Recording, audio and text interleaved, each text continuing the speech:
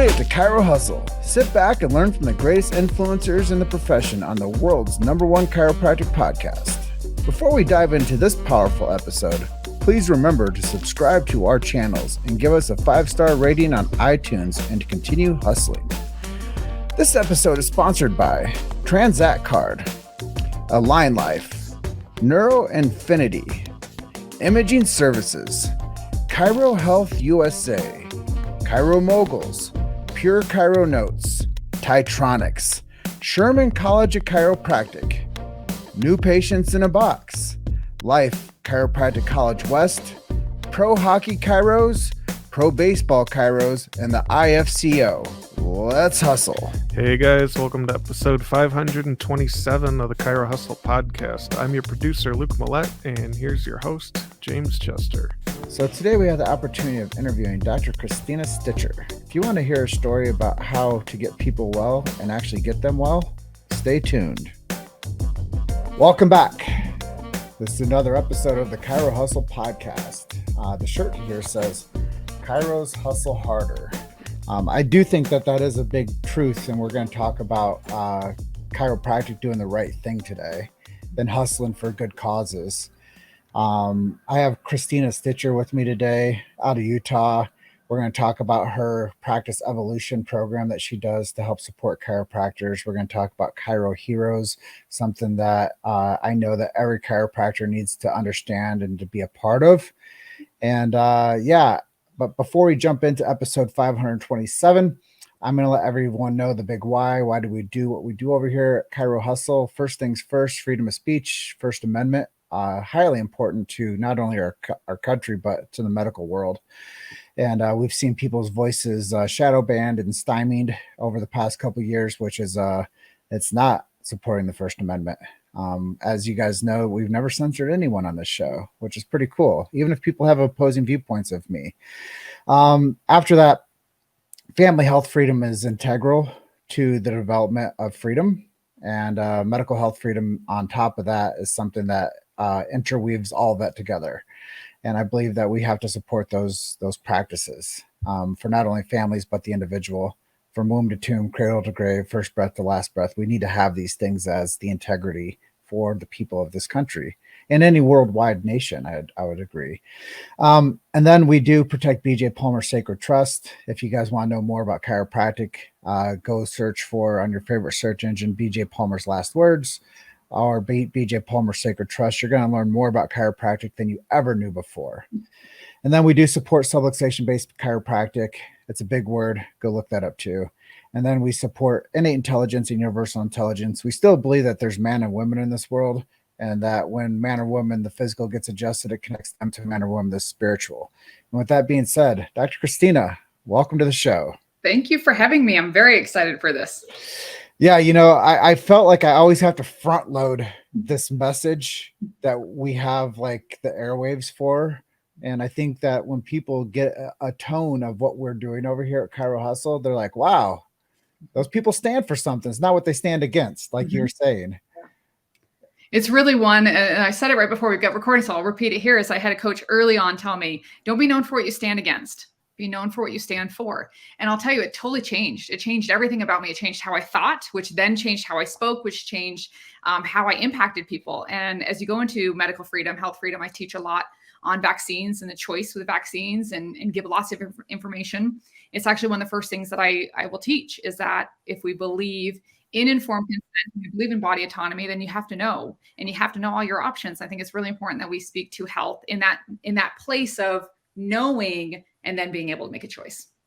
Yeah. I think that's, I've had this conversation, and I've talked to at least one doctor a day, and I tell people that chiropractic is the last piece on the chessboard. And I hate to be so vocal about that because it sets a polarizing option for the opposition. Mm-hmm. But when you think about it, chiropractic is the only medical profession out there that stands in between medical tyranny and big pharma, like having complete control of our households. Yep.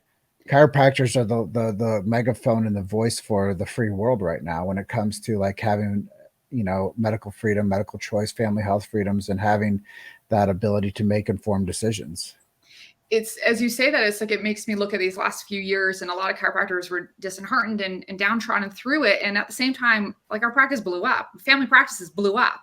And it's because what happened, and as patients were coming in and practice members coming in, they're saying, like, I don't want to be told. I don't like the research. I don't like the lack of the research. I don't like what's happening. And they were starting to see that it was, you're being told, you're being dictated, you're not allowed to think, and you're not allowed to make decisions.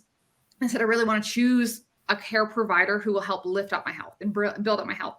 And I go, we've always been here. I think a lot of people during the whole COVID time, they tried to speak against COVID. Again, go back to where we started this. And I said, and I talked with all my docs I mentor and work with, it was like, no, keep on speaking the same message. We don't need to change our message. Our message is always strong, that your body is powerful and capable of healing and repair.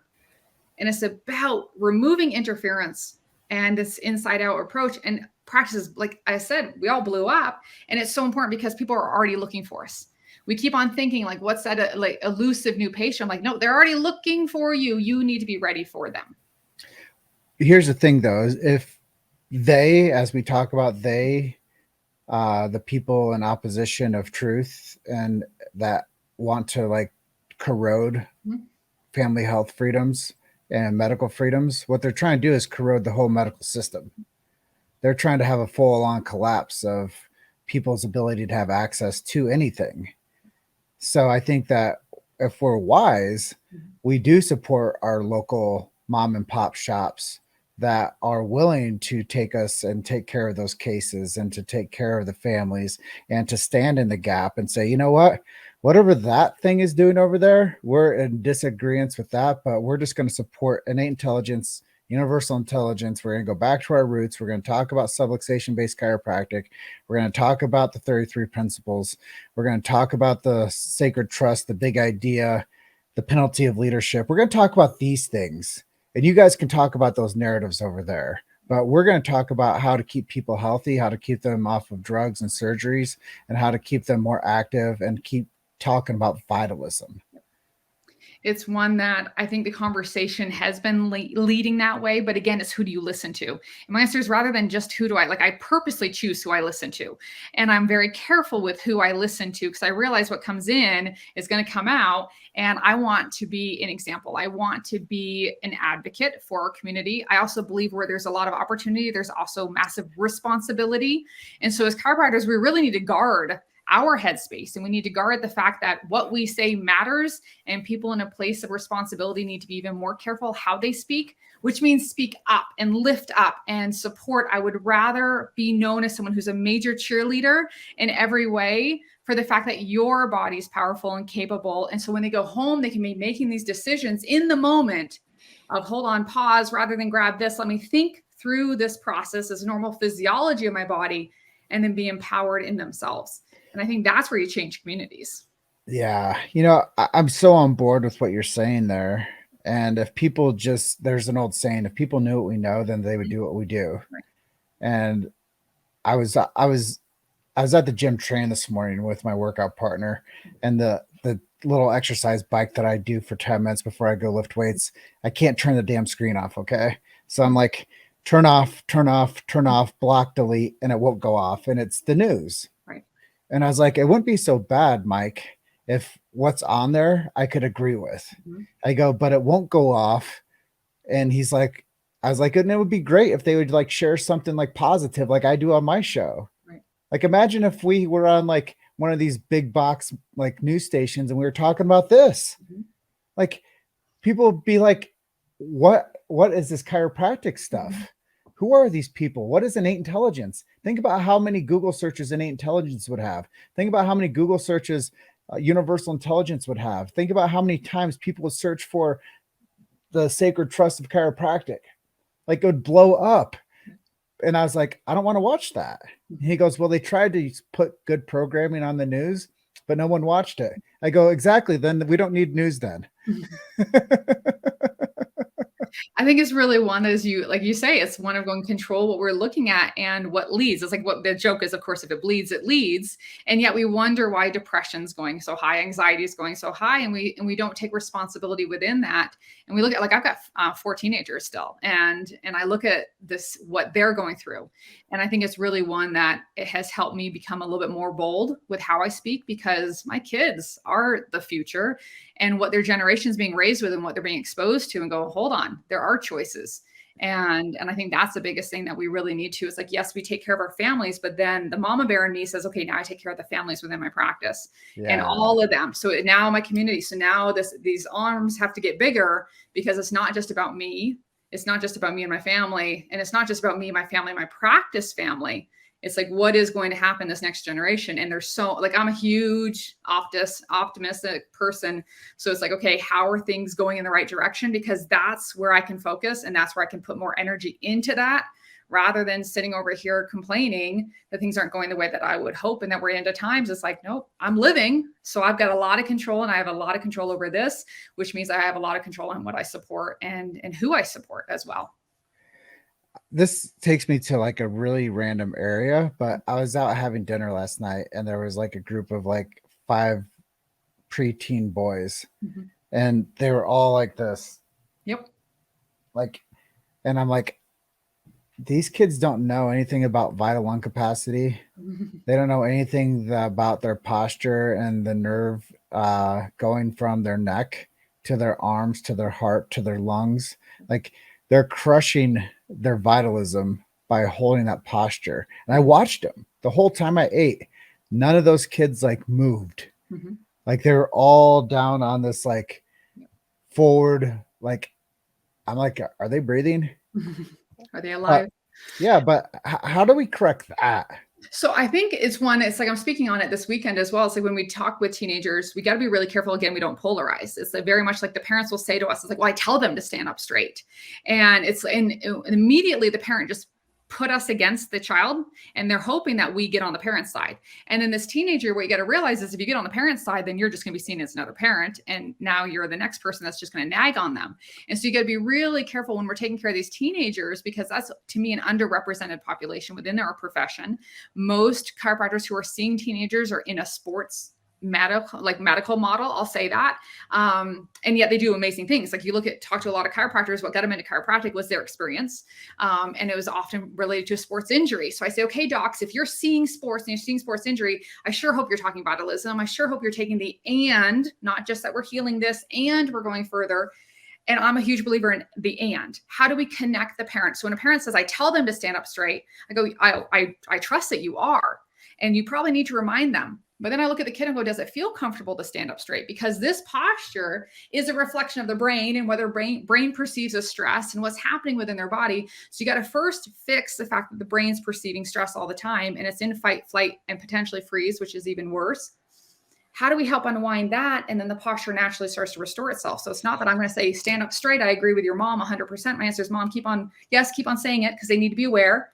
They do need to be working on it, but this is a brain issue. This is a nervous system issue. This is an inability to adapt to their environment. So it's, how do we help both of you? And most importantly, how do we help this connection? Being a mom of teenagers, I need people to stand up for me and to help me as a mom, going, your mom's doing a really good job. She's doing the best she can. She's screwing it up, but she's still doing the best she can. She's not your public enemy. She's actually your greatest advocate. And here's how I can help support you in this really pivotal time of your life that you feel like you have to make all the decisions. And you don't. Let's just help you and support you. And you are powerful and you are amazing just the way you are. And that's what I can help with these teenagers and these kids. And I believe that's what they need to be hearing from many adults and many providers, because that's going to help set them up long term. The parents and providers need it too. Yes. And we have to tap into the emotional code of people and speak passionately to each other, like we're doing right now. Like, this is the missing link, like, for humanity. Is somebody to give enough care to actually become passionate about service and support and guidance. And I think that, when I was growing up, we had guidance counselors. They didn't guide me, and, we have coaches. And I think that, the parents are the coaches of the coach now. So like, a coach couldn't coach a game if they wanted to. because they have so many people chirping in their ears about what to do and what not to do. And then we got the kids and they just want to do it right. Mm-hmm. And then they have the parents of the parent of the kids and the coach and the people and the people and the people. And I think that you're right. Even though I'm bullish and I'm like, just do what we say and you'll get a good outcome. Mm-hmm. And then, it's the parents that are telling this to the kids, and they're in this model of do what I say, not what I do, Mm-hmm. because the kids are watching the parents do the same behavior. Yep. And then we're like, well, do it that way. And the kid's like, no, right, you're doing it this way. I learned from your behavior. And if they went, here's the thing though, is if they went to the chiropractor, mm-hmm. the kids would want to go to the chiropractor too. Yes. Oh yeah. Yeah, and you look at this, and there's research that just came out. I saw it this last weekend, which is the mom's health and how active a mom is directly correlates with health of her children. And Wow. I go, of course, it's like you look, and it makes total sense. Moms are the healthcare decision makers in the home. They're actually the financial financial healthcare decision makers as well, even though she may not be the one that's earning majority of the money, but that is turning as well. More and more women are becoming the primary bread earners while they're also raising their families. And so we look at this as saying, we got to market to, who am I going to speak to? I speak to moms, because moms have this ability and this innate power within them to impact massive generations. We look at coaching, and the thing that I thought of as you're saying this, and I completely agree. We coach the coach, which is unfortunate. We do. And we shouldn't, because my belief is, and I firmly believe in the 4 agreements, is that I'm always trying to do my best. And so if I'm trying to do my best, I actually give a lot of compassion, a lot of grace, because I'm assuming you're doing your best. And so when I look at a coach, if they're going to volunteer their time, they're going to put their energy and their effort, you know what? I'm going to support you unless something gets to the point where I'm really concerned. But I feel like parents come in and going, you need to earn my support and trust. And I go, no. I get that as a doctor. I do need to earn support and trust, but I should get that in the first few minutes. I should get that immediately, not because I demand it, but because how I come in and how I care and how I support, I'm there for you and your child. It immediately levels the playing field, because they realize, oh, hold on, we're all on the same team. And we're all going towards this goal of improvement and perfection. And I'm not saying in a bad way, perfection. We're trying to get to the best we can, and we're all trying to do our best. And I think that's that grace has to start here, that I'm trying to do my best, and I give myself grace, which means I now have the capacity to give other people grace. So in the flip side, if we're not giving other people grace, it's probably that this self-talk is probably really crappy. And Amen. That's where we need to start. Amen. And here's the other end of the spectrum. If somebody's not doing it the right way, become a coach. Right. And we see this to associates in the chiropractic field all the time. They all share their horrible stories. It's like, well, hold on.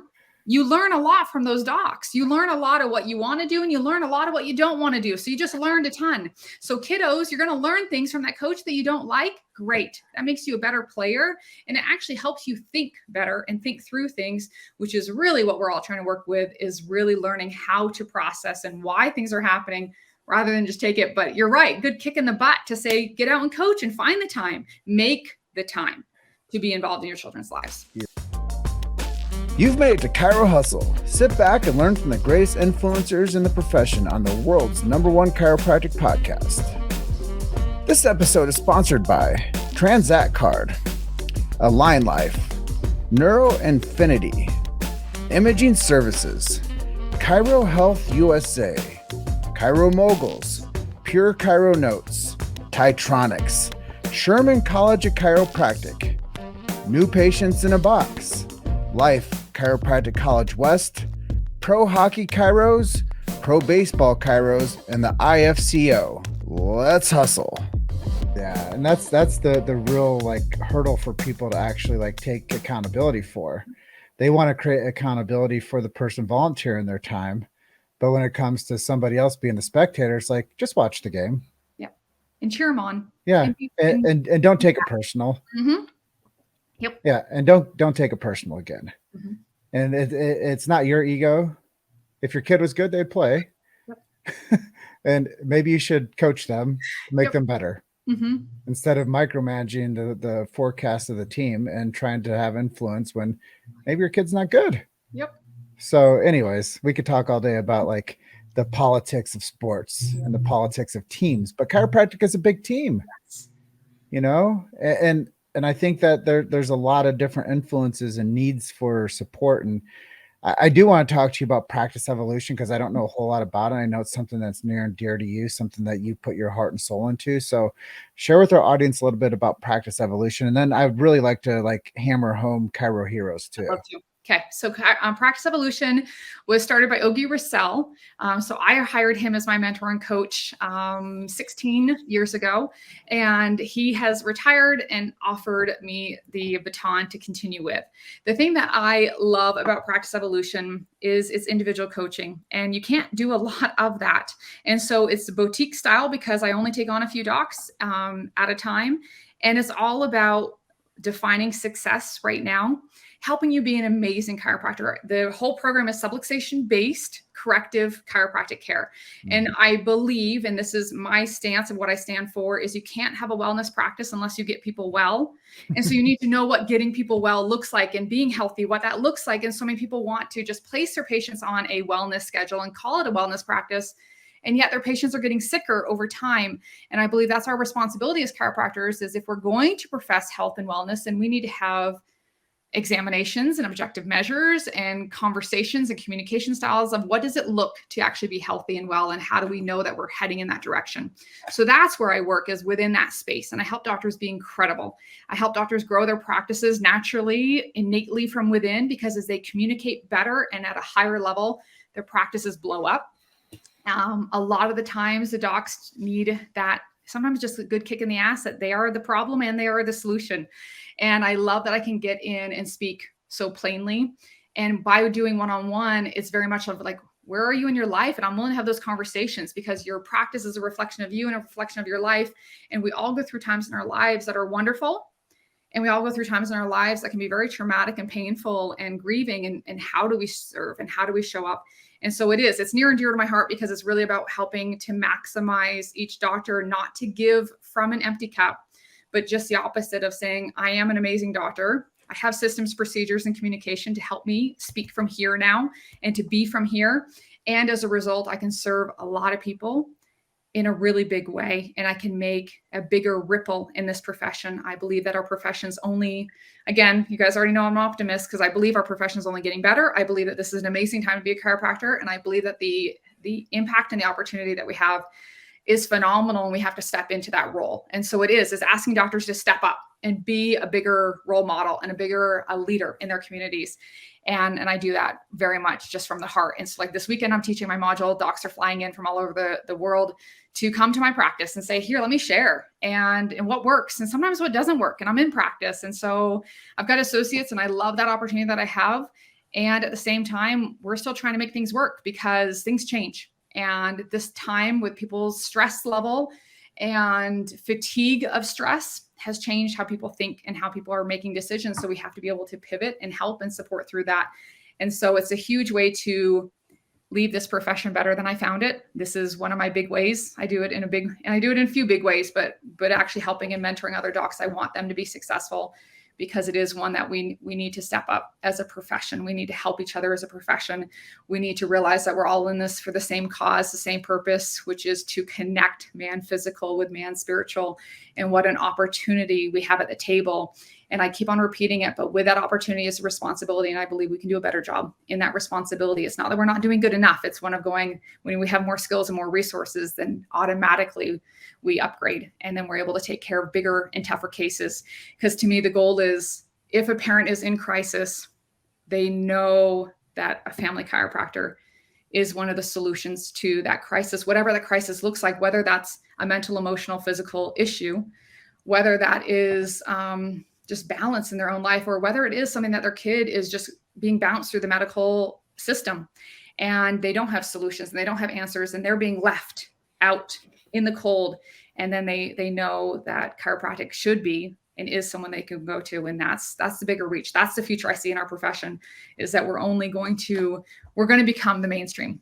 We're not going to be the alternate. It's going to be one that is like, no, everyone has a chiropractor and everyone has someone who grows their health. And we are, like, I remember when I graduated over 19 years ago, we were told chiropractic is part of the next $1 trillion wellness industry. Well, the wellness industry came And yet we were not part of it. And I believe it's because we were so afraid to step up in our power and in our place that we are part of a healthy wellness lifestyle. We have a place within it. And we let the influencers run with wellness and whatever we use that word, and it became trite and it became overused. And yet let's speak within our authority of the fact that the body is powerful and capable. The nervous system is what runs the systems and runs everything in our body. And a nervous system free of interference means it's full of life. Innate is life. And I think it makes sense. It's logical. It's fun. And then we can full circle in service. And so Chiro Heroes, is it okay if I jump right into that one? Yeah. I mean, I just had some ideas around like the polarization of where we're at today. Yeah. And the coaching like arena. Mm-hmm. Like I'm under like this idea, does chiropractic need another coach? Mm-hmm. And if the chiropractic colleges and the preparatory systems actually did a good enough job, then we wouldn't be so dependent upon these people to step in and do the right thing and become coaches. Like they could really focus on practice. And I know that we all have different skill sets in this world, but I just kind of like shame on the educational model for taking so much, exchange for the financial institution part of it to say, hey, now you got to go get a coach when you finish school. But we're not paying for that. We're not taking care of that. You're on your own now. I'm glad that you made it. And it's interesting. I don't know if you know, I taught at Parker as full-time faculty. I made it a year. I loved every minute of it. I mispracticed too much, and it wasn't the right decision for our family. I learned a lot in that process. I actually learned the place for schools, and it goes back to me, the regulation is that the purpose of the school is to get a student to graduate, and most importantly to me, they can pass boards. The place of philosophy and education and business, like that's what I taught when I was there. I taught business and I taught communication, and it was like the students loved it because I came from a practice that was highly successful, and I shared. And as I left, I offered to continue teaching it, and they said no, because we have our full-time faculty teach it. And it's like I'm frustrated as an outsider now, because I believe there's so much talent within our profession. I believe there's so much talent that we're willing to give back. Like I would still teach that class in a heartbeat and do it from here and everything else, and just keep on pouring on the students, which is what I do a lot of, because I know the students desperately need it. And I think the schools are sometimes too caught up in the regulation that they don't realize that we're trying to help. And if they just look around at these doctors that are really willing to help, it could actually uplift and get more. The students could leave a lot more supported and have resources, or at least a network. And that would change this need for a coach that you have to hire as you graduate to set up a practice. And yet it's like, I look at, obviously I am a coach and I'm a mentor, but I do it one-on-one, and I do it in different ways. And now, yes, I teach systems and procedures, but I don't believe that you have to go in massive debt in only one way. And it's really one of going, a lot of times I'm like, let's talk about what bootstrapping a practice looks like versus getting a full SBA loan, a conservative one versus a full big one. It's like, what does that matter? And why does it matter? And what are your goals? What are your goals in your life? Because it has to be an individualized approach of what's best for you. And I think that's what we're forgetting well, this worked for me, so it must mean it works for everyone else. And I believe that when you get the numbers and you've been able to take care of a lot of docs over the years, we go, well, that must be the only way. And that's how it's like, I very much graduate. I'm 19 years in practice now. And it was a good old boys club. And I mean, nothing against men. What I mean by that, it was one way, only way. And like, I started a family practice and I was told there's no way you'll be successful in a family practice. And well, somehow it worked out because I didn't listen to them. And I wish that's the thing that we would help is say, what do you want? What is your goal? And how do we help you get there the quickest way you can, and actually making the fewest mistakes, because mistakes are costly and that limits your growth. And you just knocked it out of the park, because my talking point that I've been like brewing on this whole time is, if the chiropractic colleges fail the education model, then they should have to give rebates back for coaching at the end of the graduation to say, hey, I know you didn't get what you needed here in college, and it looks like you're about to go default on your loan. We're here to help you with these coaches.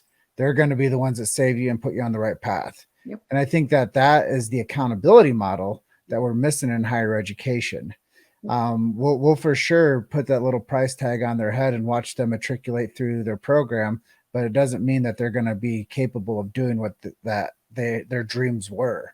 So I think that there's a place on the bus for everybody, and I don't want to labor the educational institutions too heavy, but there has to be some accountability at the end of the day to make sure that 1 in 5 I think it's 1 in 2 chiropractors go out of business after 5 years.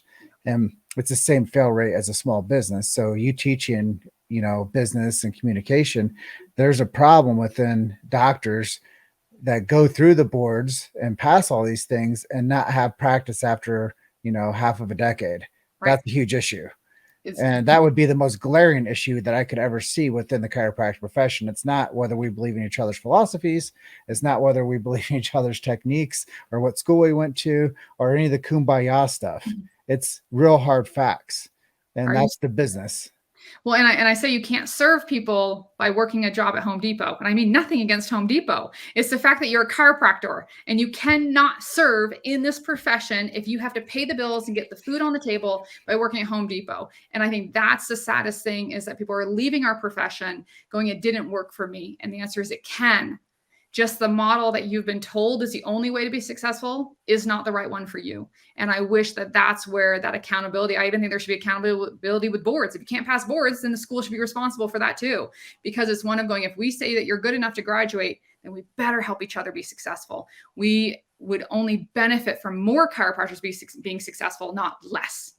And I come from the other end of the spectrum. If a chiropractor can finish college, they don't need boards. They should just be able to go practice. They've proven their academic excellence. They've proven the fact that they can become a chiropractor. Now go practice. Yeah. Shoe on. Well, I will say, so there's the flip side, because I also get to help out with national boards like Part 4. I'm an examiner with those. And I'll tell you, some of those students come in, I know it's nerves, I know it's stress, and then sometimes they just don't have a clue. And that's where you smack the head and go, then how did they graduate? Because they shouldn't have. And exactly. I feel like that's the problem. And so we look at it going, I think accountability is huge on every side. And I don't think anyone wants to take accountability within that. And nobody wants to say what we just both said. Yes. And we may have a few naysayers on that one and go, well, I'm trying to speak really sweetly to both sides because I understand the limitations. And I also understand that there's opportunity. And we're not saying that I can be accountable. Then what can I do? I'm not saying fix everything, but start somewhere. And me coming from the non-chiro space as an educated guy, I'm like, so they passed chiropractic school. Let them go practice. What are they doing? That's a medical exam. That's a medical test. Chiropractors aren't medical people. They're chiropractors.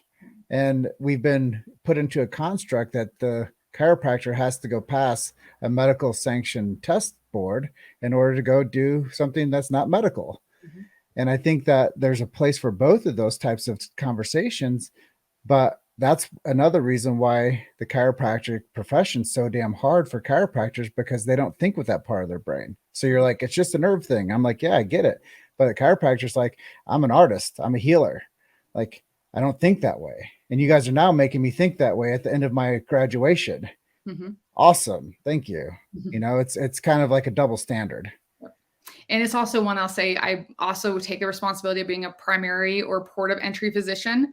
I have a lot of people who choose not to see their medical providers on a regular basis after they start seeing us. So then I say, okay, then that up levels what I need to be able to do. I can't ignore that whole side because they're not because it's fear-based, but because it's part of a healthy lifestyle. I better know what health looks like. And I feel like that's where we try to make this like, it's only chiropractic and it's only nerve. And yet we go, hold on. But yet we want to take care of families and not have them ever see the other side and go, well, then you better open this just a little bit. Yeah. And, I'm not on a licensing board. I'm not a state regulator. I'm not with the educational boards. I'm just somebody that wants to have a successful profession for all practitioners and everybody that walks through an office. And I want to make sure that we're putting the best team on the field. Absolutely. And whatever that looks like, that's the dogma of the profession. I just want to make sure that sometimes we have those hard conversations on this podcast, because not many people have the ability to be as articulate as you and to see it from my perspective too. Because I'm sure that there's been other people that have said, hey, this is the way that it looks to me. Like, why is that a thing? Right. And just because it's the way it's always been done doesn't mean it's the way it should be done. Exactly. I completely agree with that. You know, now we have guys in baseball when it goes to the 10th inning starting from second base. Mm-hmm. Now we got pitch clocks on the guy pitching. Yep. You know, there's now a lot of things that are going into like sports Mm-hmm. where we have replays. Yep. Let's have a replay on that. Yes, it's definitely up leveled what you need to be able to do. And I believe that's our opportunity, is to up level with what we do. Yeah. So I know we don't have a whole lot of time left. I'll probably go a little bit over with you if that's okay. But I think that we would be remiss if we didn't talk about Chiro Heroes and the big mission behind that program. I know that I have like 7 questions I sent you, and we probably didn't talk about too many of them. We got really like in tune with like chiropractic and the profession. So let's close out with talking about Chiro Heroes. So Chiro Heroes is a nonprofit that was started for the sole purpose of helping survivors from human trafficking. It was named Chiro Heroes not because we're the heroes, but because as chiropractors, we're supporting the heroes, and we're loving and not just supporting, but saying, what can we do to make a bigger impact for them? Realizing that human trafficking is like the number one. It's huge. Like, I'm just trying to get my words around it. It's the biggest sales that's happening of human lives. And most people want to say it's not happening in my backyard. It's not happening in my state. It's not happening in my country. And the answer is yes, it is. It's happening everywhere. And when you realize that it's happening at such a high level, and it's happening to women, to children, to boys, it's something that we have to step up and we have to do a bigger part. And so as chiropractors, we got together. So Eric Harrison, you've interviewed him a couple of times, which is awesome. He's the president. I was asked to help start the nonprofit with him. So I'm vice president and I'm part of the board. And my big focus is that I came in and said, I'm totally willing to do this because I want, as a chiropractor, that we can serve them. And I'm in a unique position being female, and I'm happy to leverage uniqueness, because what we've realized in this process is that survivors of human trafficking do not want a man touching them, for the majority of them. And I can't blame them, but that's what we're now dealing with. And I want them to be able to receive chiropractic care because they've gone through violence. They've gone through trauma. They've gone through spiritual, emotional, mental trauma in the biggest way, and betrayal in the biggest way.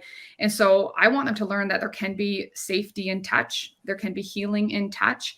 And so my practice has become a center that we're giving care for survivors of human trafficking. And it's humbling.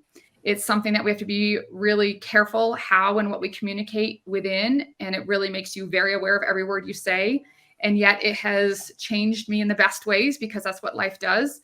And that's what we should do. And what we're asking within Chiro Heroes is not for everyone to become a provider, because there's got to be systems and places for that. We're actually working with OUR for the aftercare.